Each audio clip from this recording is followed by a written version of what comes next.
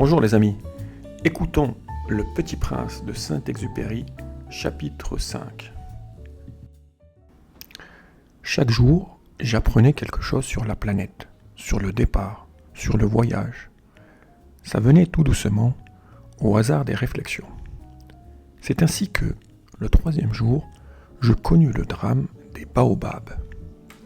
Cette fois-ci encore, ce fut grâce aux moutons, car brusquement, le petit prince m'interrogea, comme pris d'un doute grave.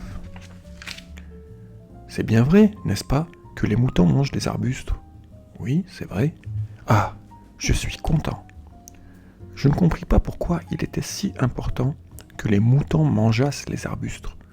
Mais le petit prince ajouta : « Par conséquent, ils mangent aussi les baobabs. » Je fis remarquer au petit prince que les baobabs ne sont pas des arbustes, mais des arbres grands comme des églises, et que, si même il emportait avec lui tout un troupeau d'éléphants, ce troupeau ne viendrait pas à bout d'un seul baobab. L'idée du troupeau d'éléphants fit rire le petit prince. Il faudrait les mettre les uns sur les autres. Mais il remarqua avec sagesse. Les baobabs, avant de grandir, ça commence par être petit. C'est exact. Mais pourquoi veux-tu que des moutons mangent les baobabs ? Il me répondit : Ben voyons, comme s'il s'agissait là d'une évidence. Et il me fallut un grand effort d'intelligence pour comprendre à moi seul ce problème. Et en effet, sur la planète du Petit Prince, il y avait, comme sur toutes les planètes, de bonnes herbes et de mauvaises herbes. Par conséquent, de bonnes graines de bonnes herbes et de mauvaises graines de mauvaises herbes. Mais les graines sont invisibles. Elles dorment dans le secret de la terre jusqu'à ce qu'il prenne fantaisie à l'une d'entre elles de se réveiller. Alors elles s'étirent et poussent d'abord timidement vers le soleil une ravissante petite brindille inoffensive. S'il s'agit d'une brindille de radis ou de rosier, on peut la laisser pousser comme elle veut. Mais s'il s'agit d'une mauvaise plante, il faut arracher la plante aussitôt, dès qu'on a su la reconnaître. Or, il y avait des graines terribles sur la planète du Petit Prince. C'étaient les graines de baobab. Le sol de la planète en était infesté. Or, un baobab, si l'on s'y prend trop tard, on ne peut jamais plus s'en débarrasser. Il encombre toute la planète. Il la perfore de ses racines.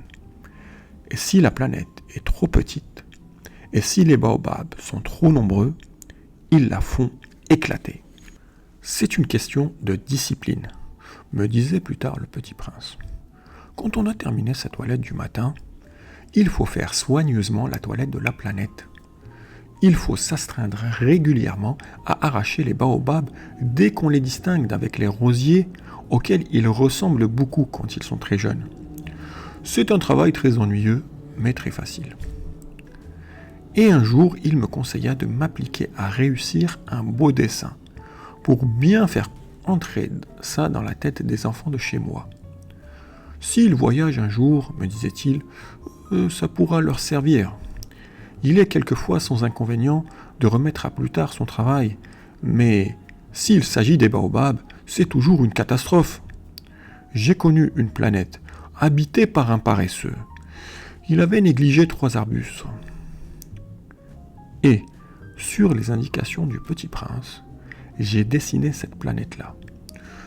Je n'aime guère prendre le ton d'un moraliste, mais le danger des baobabs est si peu connu, et les risques courus par celui qui s'égarerait dans un astéroïde sont si considérables, que pour une fois, je fais exception à ma réserve. Je dis, enfants, faites attention aux baobabs.